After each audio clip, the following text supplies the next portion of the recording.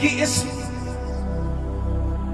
جنگل، قید، مصیبت، جال اور اس طرح کے اور پھندوں کی طرف تشبیہ دیتے ہوئے اپنے لوگوں کو کہتا ہے کہ کسی بات کی فکر نہ کرو، کہیں یہ کاٹ نہ بن جائے، کہیں یہ بیت کی طرح نہ لگ جائے، کہیں یہ بیڑیوں کی طرح نہ لگ جائے، کہیں یہ آپ کو مجرم نہ بنا دے، کہیں یہ آپ کو چکر نہ دے، کہیں یہ آپ کو جنگلوں بیابانوں میں لے جائے کہ آپ راستہ ڈھونڈتے ڈھونڈتے اور زیادہ فکروں سے لاحق ہو جائیں اور یہ فکریں غم پیدا کر دے، مصیبت پیدا کر دے، تنگی پیدا کر دے اور کہیں یہ ہڈیوں کی بسیدگی اور وبال موت نہ بن جائے۔ اس لیے منع کر دیا اور شکر گزاری کا حکم دیا گیا۔ پوری بائبل مقدس میں ٹوٹل 55 بار شکر گزاری کا لفظ ہے۔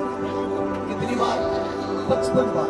جناب پنجابی جب 55 بھی کہتے ہیں، 5 بھی انگریزی میں کہتے ہیں۔ اب یہ 55 بار مجھے اور آپ کو صلاح دی گئی ہے، مجھے اور آپ کو بار بار کہا جاتا ہے کہ کسی بات کی فکر نہ کرو، بلکہ ہر ایک بات میں کیا نمبر تمہاری دعائیں، تمہاری مناجاتیں اور درخواستیں شکر گزاری کے ساتھ کیا کیجئے کہ خدا کے حضور پیش کی جائے۔ اگر آپ فکر نکالیں گے تو آپ کی چاروں چیزیں خدا اپنے حضور، اپنے فرشتوں کو کہتا ہے کہ میرے حضور پیش کی جائے۔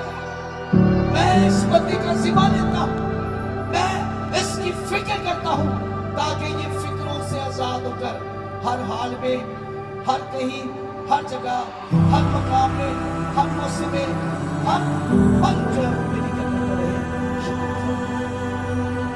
کبھی کبھی ہم شکر گزاری کا ایک وقت جو ہے وہ قائم کرتے ہیں۔ بائبل کا خدا فرماتا ہے، اگر ہم ہماری 24ویں بات